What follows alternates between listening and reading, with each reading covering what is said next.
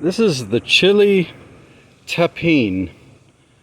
And if you look at one of those posters, it has all the chili peppers on it, the hot peppers. And down at the bottom, you got the hottest peppers, you got the ghost peppers. And then you've got chili Pequin, P-E-Q-U-I-N. And they're like these, except they're a little more pear-shaped. And the Pequins are not, the chili Pequins are not the Texas native plant. We do have the Tepin. This is the chili Tepin, T-E-P-I-N. And it's listed third on the chart as far as hot. And so it's a little less hot than the Pequin, which the Pequin you'll find in grocery stores a lot. But the Tepin, or the Tepin, is it's the wild one, and it has a different growth habit that's really, really great for Texas landscapes and or to grow as a food. You know, people will put one of these in a dish that they're cooking to spice it up a little bit. I'll make these fantastic hot sauces out of this stuff.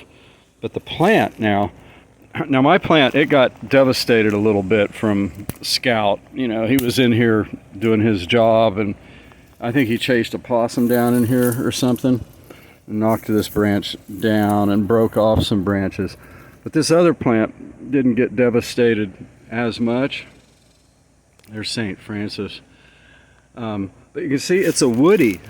See down at the bottom there, it's got those woody stalks. So this plant comes back year after year after year. I've seen them out in the wild, and I would go back to the same spot and pick those things for years at the same spot, the same plants.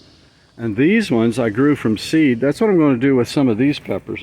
I'm going to dry those out and then crunch them up in a sieve and get the powders out to use for spice.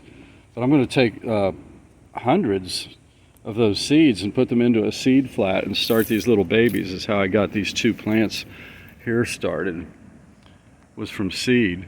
But the structure of the plant is real nice, up and out and real kind of symmetrical. It would make like an umbrella if it wasn't running away trying to get away from these 4 o'clock big plants over here. And so it's just a really nice shaped plant. Takes very low water. I've seen them out in the hottest 110 degree Texas summers, and the things are still alive out there in nature making fruit. So it's one of the best landscape plants you can use because the deer don't eat it, the bugs don't eat it, and it doesn't take hardly any water. It has no disease problems. It's really what I call Speciosa perfectii.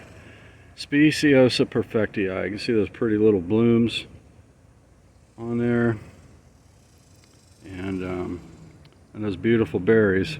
So I'll be picking some more of those today. But yeah, they're the little round ones. They're the little round ones.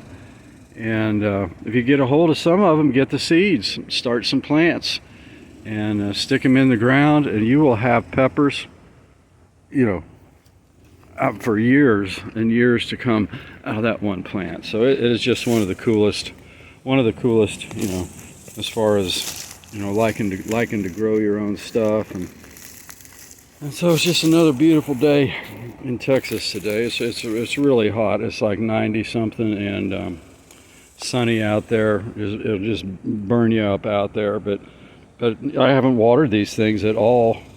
They did get the rains, you know, a couple weeks ago. But it's a good one. It's a good one. Chili Tepin.